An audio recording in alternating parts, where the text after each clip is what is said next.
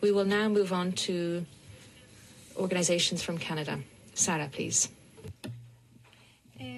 Chief Marilyn Slett from the Union of BC Indian Chiefs, speaking on behalf of more than 25 organizations for 3 minutes and a half.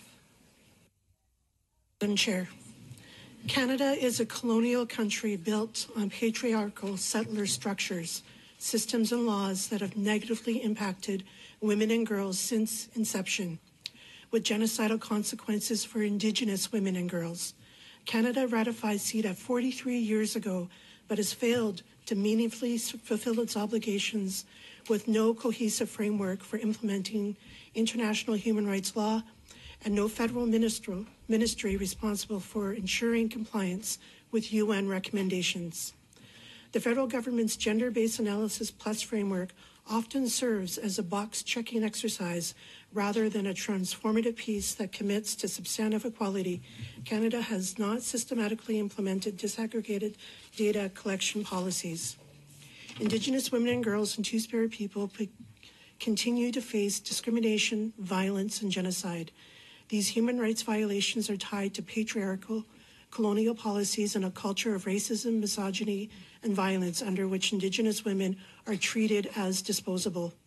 In its 2015 Article 8 inquiry, this committee found that Indigenous women and girls suffer from the worst socioeconomic conditions, as well as systemic racism and violence, which manifests as pervasive poverty, lack of access to housing, safe water, sanitation, high rates of child apprehension, declining health and life expectancy, unequal rates of educational attainment, high rates of suicide, and disproportionate criminalization. Our submissions echo the committee's findings that Canada is failing to adequately prevent, investigate, and respond to violence against Indigenous women and girls.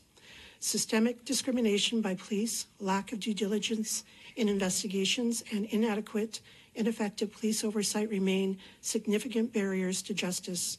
The committee found that sex discrimination in Canada's Indian Act is a root cause of violence, marginalizing women and their descendants, including them from their lands, cultures, and communities, disentitling them to full personhood.